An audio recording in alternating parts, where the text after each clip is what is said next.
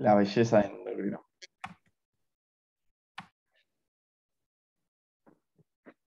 Aquí.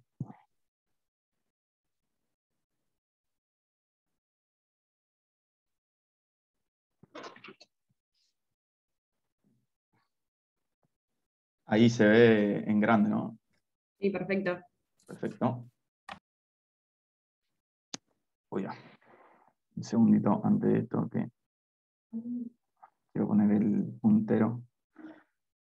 Bueno, entonces nos queda, como bien les mencionaba Maru, nos queda la última parte del TP de hoy que corresponde al sistema endocrino. El sistema endocrino principalmente va a ser todo un conjunto de órganos que nosotros en nuestro caso lo vamos a denominar como glándulas, los cuales básicamente van a tener la función de conectar distintas regiones de nuestro cuerpo entre sí, y ya vamos a ver cómo es que se lleva a cabo, bueno, este tipo de funciones. Pero bueno, básicamente el sistema endocrino, como bien les menciono, va a ser este conjunto de órganos, los cuales, si bien nosotros le vamos a dar como una aproximación mucho más histológica, hay toda una porción como mucho más teórica que ustedes, si bien nosotros la vamos a ver en la clase de hoy, también la van a ver en muchísima mayor profundidad el año que viene en el fisio. La verdad que endocrino es la materia más linda de segundo, lejos, lo dije. Ya está, la van a disfrutar en otro momento, pero bueno, hoy nos toca ver toda la parte que tiene que ver con la histología y los órganos. Entonces, bueno, como bien les menciono, el sistema endocrino va a ser este conjunto de órganos que nosotros vamos a denominar glándulas, las cuales van a tener la particularidad de estar compuestas por justamente una serie de cúmulos o aglomeraciones celulares de tipo epiteloides, que justamente van a corresponder a este tipo de aglomeraciones celulares, las cuales van a tener básicamente la función de producir hormonas, que es algo que, bueno, vamos a hablar en la siguiente diapositiva, qué es lo que son las hormonas. Pero bueno, básicamente, como ya les menciono, va a ser este grupo de células que van a tener la función de llevar a cabo la producción de hormonas y que van a corresponder básicamente a lo que es el parénquima, como bien recordarán, que siempre que hablamos de parénquima estamos hablando de función, de las distintas glándulas endocrinas. Entonces, este tejido va a recibir justamente el nombre de tejido glandular de tipo endocrino, a diferencia de, bueno, el tejido glandular de tipo exócrino, que era del que veníamos hablando en otras clases. Esto recibe el nombre de tejido glandular de tipo endocrino. Otra particularidad que tienen estas glándulas y este tejido glandular endocrino es que los mismos no poseen conductos excretores, esto es muy importante, sino que lo que van a hacer estas células es liberar directamente estas hormonas a el tejido conectivo circundante, o sea, estos grupos celulares que, como bien vemos acá, se encuentra teñido con esta tinción más azulada, y dentro del cual también va a haber una serie de vasos sanguíneos, que esto es muy importante, van a ser órganos que están muy, muy vascularizados, porque justamente esta va a ser la propiedad que le va a permitir a todos estos grupos celulares liberar entonces las hormonas hacia la circulación para de esta manera, justamente como les menciono, tener distintas acciones a distancia en otros órganos. Entonces, antes de pasar a la siguiente diapositiva, ¿alguno sabe, bueno, como bien les había mencionado también Maru, qué técnica es esta que estamos viendo, que va a ser muy característica de uno de los órganos de los cuales vamos a estar hablando un poquito más adelante? Entonces, ¿qué técnica estamos viendo en este caso?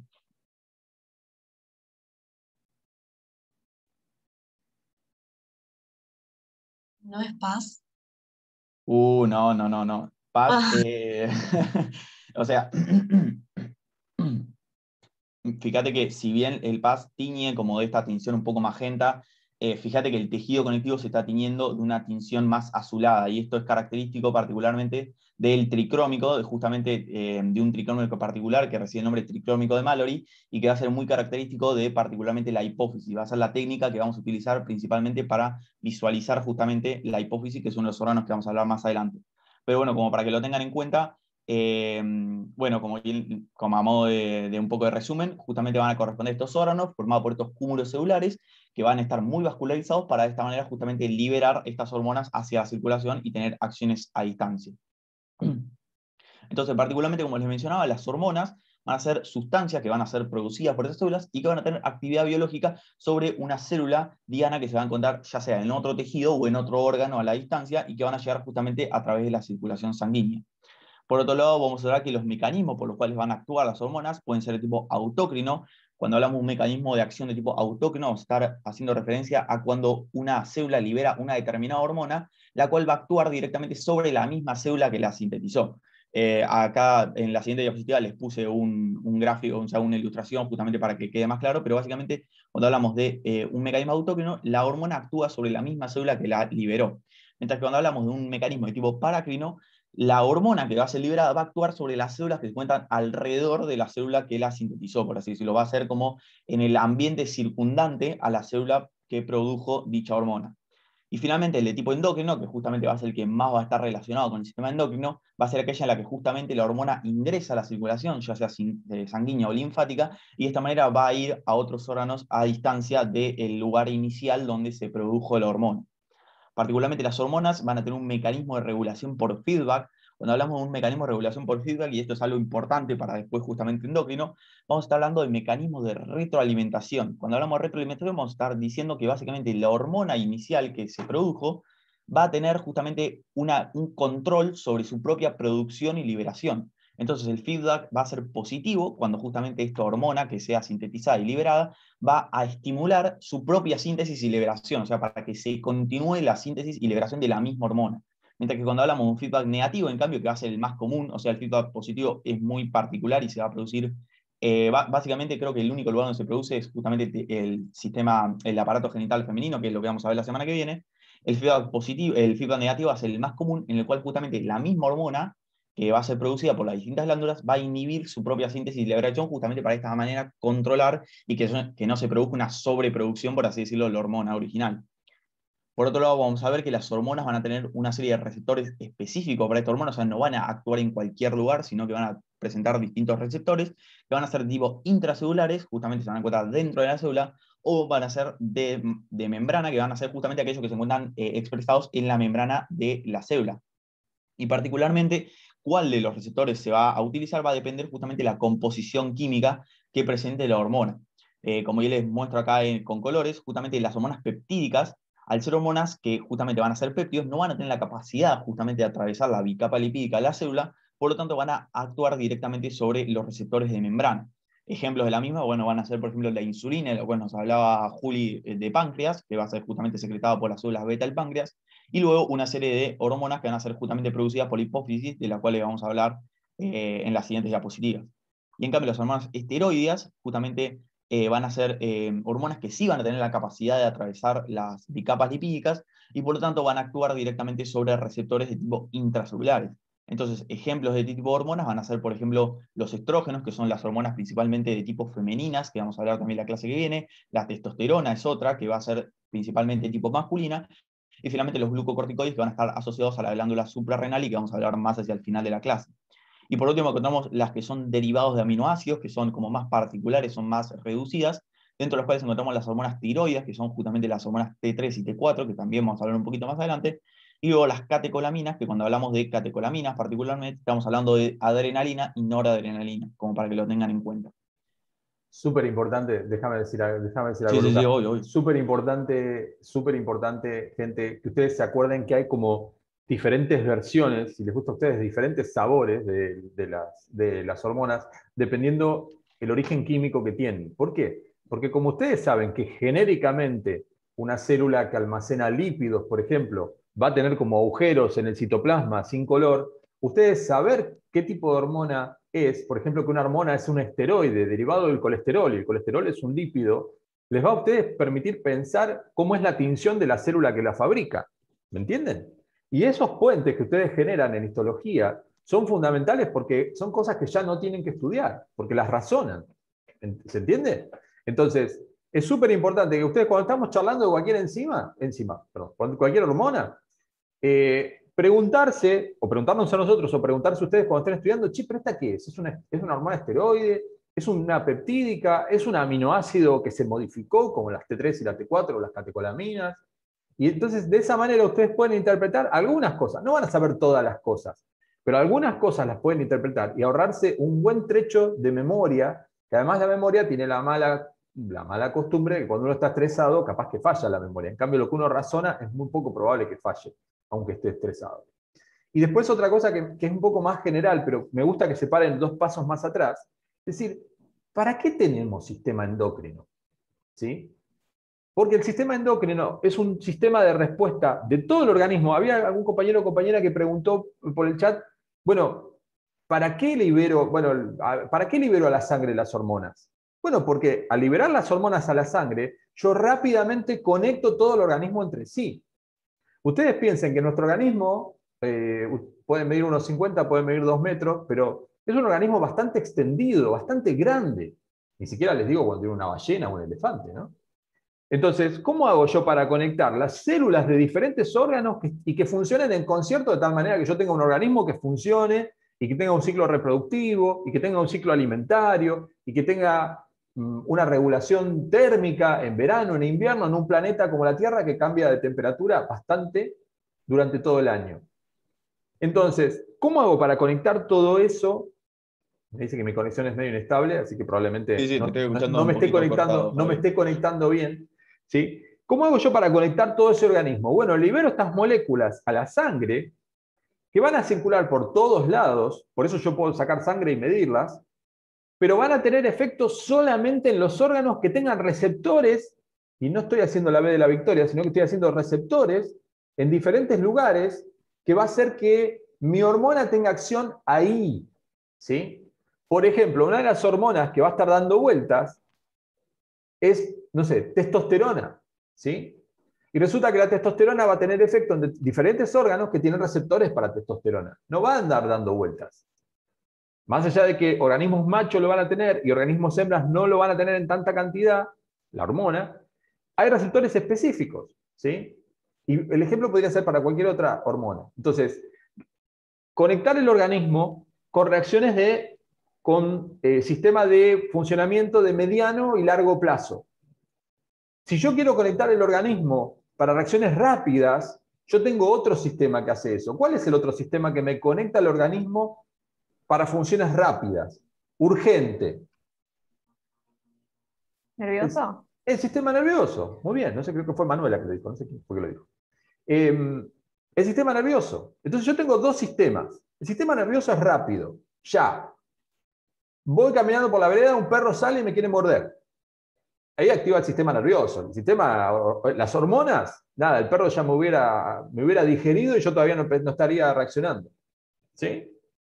Entonces, si un perro me chumba en la vereda y me sale corriendo, yo voy a salir corriendo por mi sistema nervioso.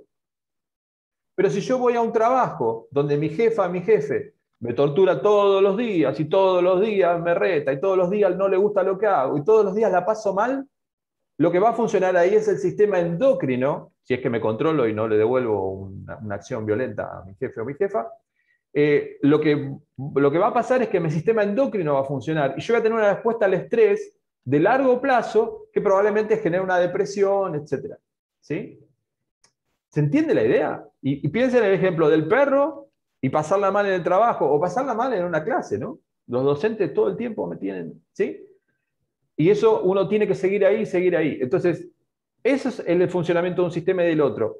De vuelta, ¿es importante esto? Sí, súper importante. ¿Es importante para esto? No, relativamente. Pero les permite a ustedes entender cómo un sistema se pone arriba del otro, ¿sí? Y cómo funciona nuestro organismo. ¿Estamos? Composición química de las hormonas. Importante para bioquímica, poco importante para esto, pero les da mucha información de la estructura celular. Y qué sistema está rápido y qué sistema está despacio les permite empezar a entender cómo funciona el organismo, que es lo que ustedes tienen que hacer al final de toda esta historia, ¿no? Me callo. Buenísimo, continuamos. Entonces, buenísimo lo que nos aclara Javi también, justamente como para que vean que hay una interrelación entre el sistema nervioso y el sistema endocrino. O sea, los dos van a actuar sobre las mismas células o los mismos tejidos, solo que uno va a tener una acción mucho más rápida y el otro una acción mucho más lenta, pero prolongada.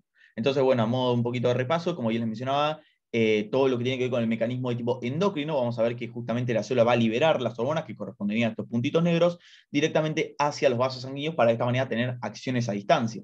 Mientras que cuando hablamos particularmente del sistema de tipo, o sea, el mecanismo de tipo paracrino, vamos a hacer referencia en cambio a la acción de las hormonas directamente sobre las células contiguas, o sea, sobre las células que están al lado de la célula original, o por otro lado a células que se encuentran en el ambiente rodeando justamente a la célula que se encuentra produciendo las hormonas.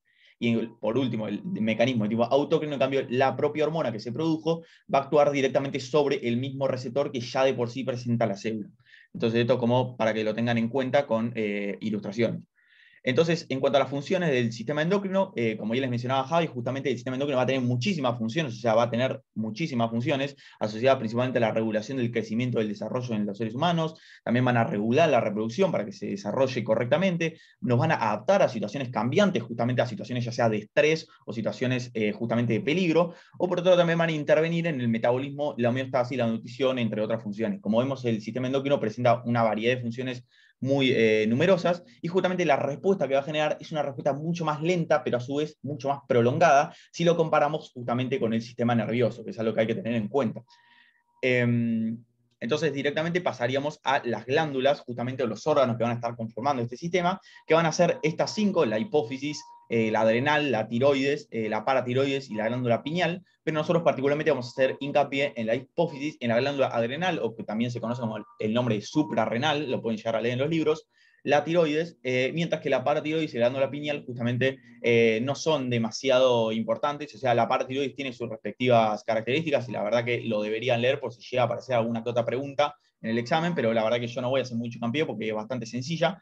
Y por otro lado, como ya les mencioné acá abajo, tanto el páncreas, del cual nos hablaba Juli, como también las gónadas, de las cuales vamos a hablar la semana que viene, van a ser glándulas de tipo mixtas y las denominamos como glándulas mixtas porque van a tener tanto función de tipo exócrina, como en el caso del páncreas, como bien recordarán, secreta estas enzimas de manera inactiva, pero bueno, va a secretar estas enzimas de los acinos pancreáticos, pero a su vez tiene las funciones endocrinas de síntesis y secreción de insulina, glucagón, entre otras hormonas.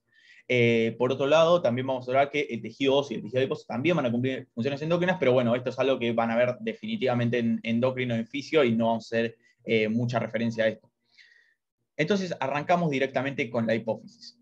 La hipófisis va a ser un órgano macizo que justamente va a tener esta estructura redondeada, en la cual vamos a observar que el mismo va a formar parte del sistema nervioso central, o sea, va a ser como una prolongación del sistema nervioso central, dentro de la cual vamos a poder observar un lóbulo posterior, que es lo que se encuentra en el gráfico, en la ilustración, justamente de esta tinción un poquito más clara, y en este caso lo observamos acá, y un lóbulo anterior, digo, que también va a recibir el nombre de adenopófisis, mientras que el lóbulo posterior recibe el nombre de neuropófisis, y que particularmente va a ser lo que tiene justamente todo el tejido glandular de tipo endocrino. El lóbulo posterior, en cambio, va a ser lo que corresponde al tejido nervioso. Y esto va a estar asociado justamente la diferencia en que el tejido nervioso se encuentra en el lóbulo posterior y el lóbulo anterior contenga tejido glandular de tipo endocrino, va a estar principalmente asociado al origen embriológico distinto que presentan estas dos porciones de la glándula. Por otro lado, a modo de un poco de curiosidad, ¿alguno sabe dónde es que se ubica la hipófisis a nivel del cráneo? O sea, ¿cuál es su como región en la cual se asienta, por así decirlo? A ver si La estuvieron silla estudiando. turca. Bien, perfecto. La silla turca. La silla turca es justamente esta región, como para que lo tengan en cuenta, donde se va a estar ubicando directamente la hipófisis, donde se va a estar apoyando. Por otro lado, justamente la hipófisis va a corresponder, como bien les menciono, a este órgano macizo que presenta esta morfología un poquito ovalada o redondeada, y se va a conectar justamente con el sistema nervioso central a través de esta región, que los estoy marcando, que corresponde a lo que se conoce como tallo hipofisario. Y por otro lado, justamente va a tener una relación muy importante, y de la cual vamos a hablar un poquito más adelante, con el hipotálamo, que es otro órgano asociado al sistema nervioso central, y que particularmente justamente van a tener una interrelación muy importante, de la cual ya vamos a hablar un poquito.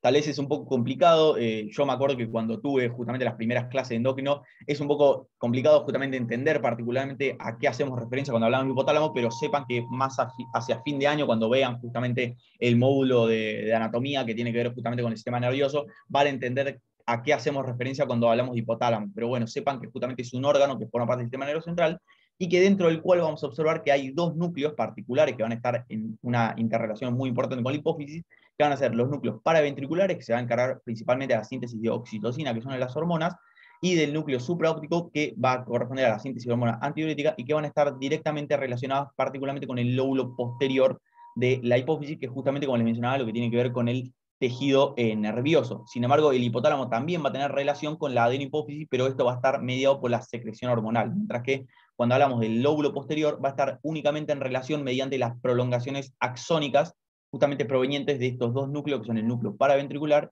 y el núcleo supraóptico. Entonces, en estos núcleos vamos a encontrar los somas de estas neuronas, que van a enviar sus prolongaciones, que van a ser axones de tipo amielínicos, y estos axones amielínicos entonces van a llegar al lóbulo posterior, conformando justamente el tejido nervioso del mismo. Por otro lado, separando justamente ambas regiones, vamos a encontrar una porción que forma parte del lóbulo anterior, o sea, de la adenopófisis, que recibe el nombre de porción intermedia, que justamente es donde también vamos a encontrar el surco hipofisiario, que es justamente una depresión que se observa justamente en esta imagen, que corresponde acá, que es justamente como esta depresión que va a tener la glándula y que lo vamos a poder observar en los preparados. Entonces, a nivel histológico, justamente esta técnica es la técnica tricrómico de Mallory, es la técnica que principalmente vamos a estar utilizando para la visualización de este órgano. Vamos a encontrar entonces la región de la adenopófisis, que como bien les mencionaba, es el tejido glandular de tipo endocrino, por lo tanto va a presentar justamente esta tinción tan característica, todo como un puntillado de puntitos rojos, que van a corresponder justamente a las células que van a ser las encargadas de la síntesis y la secreción de las hormonas. Bueno, como ya les mencionaba, también se conoce como lóbulo anterior, mientras que la neuropófisis, que es el lóbulo posterior, en cambio va a ser un tejido muchísimo más fibrilar, no vamos a presentar esta tinción tan característica de la adenopófisis, y que va a corresponder únicamente a tejido de tipo nervioso. Estas regiones que podemos observar acá, por ejemplo, de color rojita, van a ser justamente los vasos sanguíneos que se van a encontrar en dichas regiones, pero no vamos a encontrar, y esto es muy importante, no encontramos tejido glandular de tipo endocrino. Entonces, para separar justamente la adenopófisis, vamos a encontrar tejido glandular de tipo endocrino, y la neurohipófisis únicamente tejido nervioso. Y por último, acá correspondería justamente a la zona del tallo, que va a estar formada tanto por la adenihipófisis como por la neurohipófisis.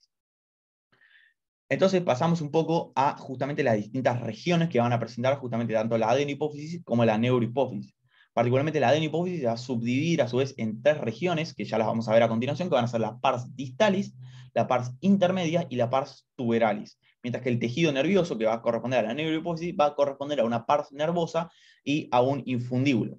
Tanto el infundíbulo como la pars tuberalis van a ser justamente aquellas que van a estar formando el tallo hipofisiario y que justamente lo va a conectar con el sistema nervioso central. Mientras que la pars distalis va a ser principalmente la encargada de la producción justamente de hormonas, y la pars nervosa justamente va a corresponder a todo el tejido nervioso asociado al lóbulo posterior o a la neurohipófisis. Entonces, en esta fotografía justamente estamos observando la pars distalis, que como ya les mencionaba, en el caso de la adenihipófisis es justamente la porción que es más predominante en el órgano, va a corresponder justamente a la gran parte del tejido glandular de tipo endocrino, y que va a corresponder justamente a todo este puntillado que anteriormente les mostraba como este puntillado rojizo, que bueno, en este caso estamos observando la técnica histológica de rutina, esto no es Mallory, sino que estamos observando la técnica de H&E, entonces vamos a observar justamente todo este puntillado acidófilo que correspondería entonces a estas células. Entonces la pars distalis va a ser la más predominante de la porción de la adenihipófisis. Luego encontramos la pars tuberalis, que como ya les mencionaba, corresponde a la porción que forma parte del tallo hipofisiario. Y finalmente, formando parte de la adenihipófisis, vamos a encontrar la pars intermedia, que es justamente la región, como ya lo dice el nombre, intermedia entre la pars distalis y la pars nervosa, que forma parte justamente del lóbulo posterior. Entonces la pars intermedia justamente se encuentra ubicada en el medio y tiene algunas características que ya vamos a mencionar un poquito más adelante. Y finalmente el infundíbulo, que como ya les mencionaba, también forma parte entonces del tallo hipofisiario. Volviendo un poquito más atrás, justamente como para que terminen de observar justamente esta imagen, esto correspondería, entonces todo esto correspondería a la porción distalis, o sea, la pars distalis de la adenihipófisis. Esto correspondería a la pars nervosa. Esta región que podemos observar acá, que les estoy marcando con el cursor, correspondería a la pars intermedia, que se encuentra en este caso asociado a la pars nervosa, pero forma parte de la adenihipófisis, siempre recuerden esto, la pars intermedia forma parte del lóbulo anterior, y finalmente acá correspondería a la pars tuberalis y al infundíbulo de la pars nervosa, como para que lo tengan en cuenta también en esta imagen. Entonces, asociado particularmente a las poblaciones celulares, vamos a hablar que principalmente cuando hablamos de la adenihipófisis, siempre cuando observemos la adenihipófisis, lo más normal es que vayamos directamente a la región de la pars distalis, porque es donde va a haber una mayor concentración de células. Vamos a hablar 2 tipos de células principales que son importantísimas y que deben recordar sí o sí, que van a ser, en primer lugar, las células cromófilas, que van a ser aquellas que tienen afinidad por los colorantes. Particularmente esta población celular va a corresponder al 50% del total de las células que se encuentran asociadas a la adenihipófisis. Dentro de estas células cromófilas vamos a observar aquellas que se tiñen de manera acidófila con la técnica histológica de rutina, y que justamente van a presentar una tinción en su citoplasma rosada o rojiza. En el caso del tricómico de Mallory, siempre vamos a estar hablando de acidofilia o basofilia, aun cuando estemos hablando de tricómico de Mallory, más que nada por una convención, o sea, porque así es como se van a observar justamente con la técnica histológica de rutina. Y luego observamos las de tipo basófilas, que van a ser justamente aquellas que se tiñen de manera basófila o azulada en su citoplasma. Y luego encontramos otra población celular que también es muy predominante, o sea, corresponde justamente al 50% del total, que no va a tener afinidad por los colorantes. Y esto va a estar principalmente asociado, ya vamos a ver por qué, asociado principalmente a la liberación justamente de los gránulos de secreción de las células. O sea, cuando las células de la porción distalis o de la adenihipófisis en general liberan justamente sus productos de secreción, que van a ser las hormonas, entonces por lo general no suelen teñirse o tienen una tinción muy pálida en su citoplasma, y de esta manera es que justamente a estas células las vamos a denominar como células cromófogas. Por otro lado, entonces vamos a observar el tejido como formando parte del estroma, vamos a observar tejido reticular, que es muy abundante, tejido conectivo colágeno laxo con múltiples fibras reticulares, y luego vasos sanguíneos y nervios, que como bien les mencionaba Julia anteriormente, los vasos sanguíneos que vamos a encontrar sepan que van a ser vasos de tipo fenestrados, porque justamente los capilares que requerimos en estas regiones van a ser justamente de que tengan cierta justamente permeabilidad como para permitir el paso de las hormonas, pero no lo suficiente como para permitir el paso de células, ni tampoco tan como estrecho, por así decirlo, para impedir que cualquier cosa pase. Entonces, justamente es como la parte intermedia, son justamente los capilares de tipo fenestrados los que van a permitir el paso de las hormonas, tanto en la hipófisis como en todos los otros órganos que vamos a estar viendo más adelante.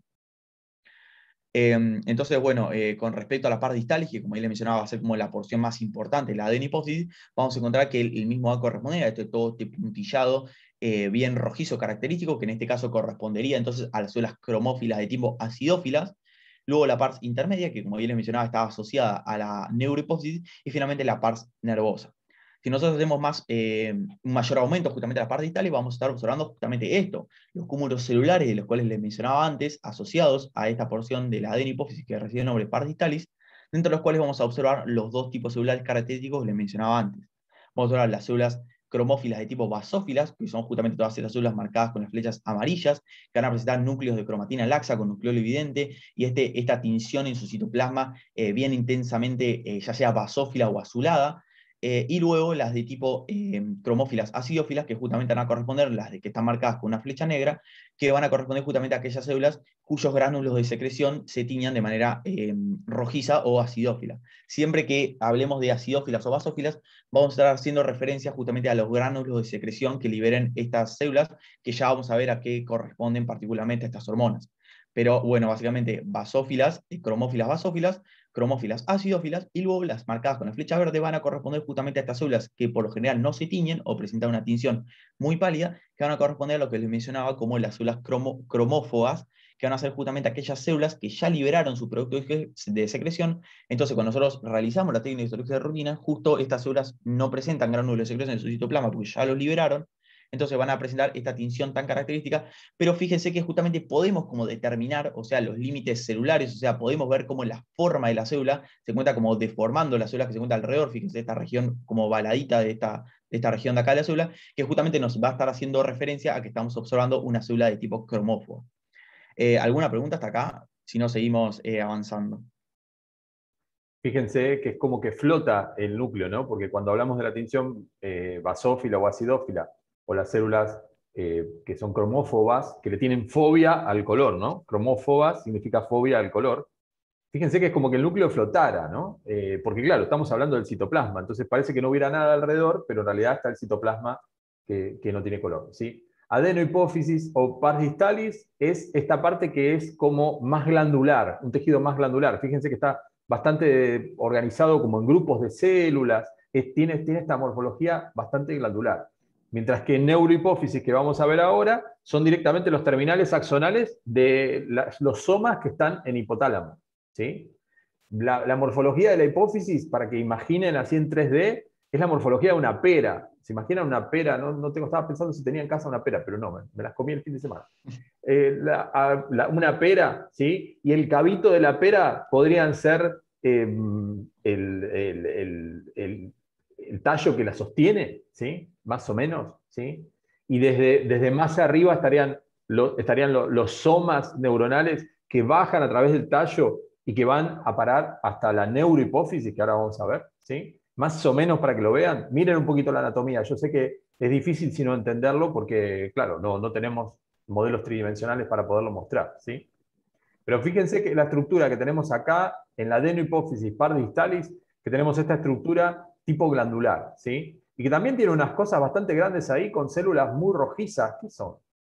Esperen a ver si lo puedo marcar yo. Oh, exacto. ¿Qué es eso? Sí.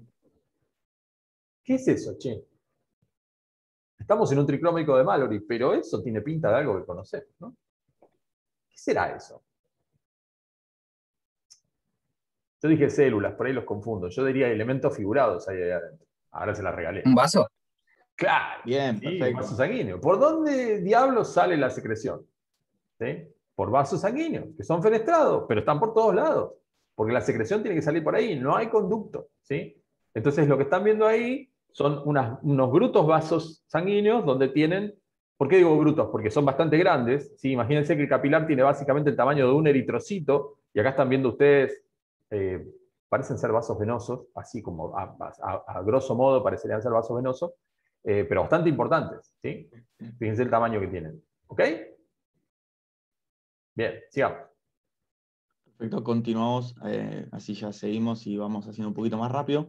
Entonces, como ya les mencionaba, entonces la par distal va a tener la particularidad que cuanto a las células cromófilas, que como ya les mencionaba corresponden al 50% de la totalidad, la predominancia va a estar asociada a las células cromófilas de tipo acidófilas particularmente.